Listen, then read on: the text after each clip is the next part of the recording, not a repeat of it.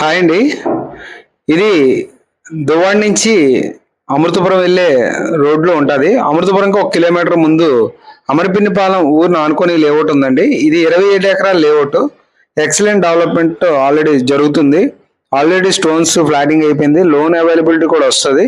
మీకు 10 to 12,000 దగ్గర square యార్డ్కి లోన్ వస్తుంది. ఇది స్క్వేర్ యార్డ్ కాస్ట్ 16,000 రూపాయలు. దీని ఇంట్రెస్ట్ ఉన్న పీపుల్స్ ఎవరైనా వెంటనే కన్స్ట్రక్షన్ చేసుకోవాలనుకుంటున్నా కూడా దగ్గర సేలనార్ కూడా ఒక 9 minutes డ్రైవ్లో వెళ్ళవచ్చు.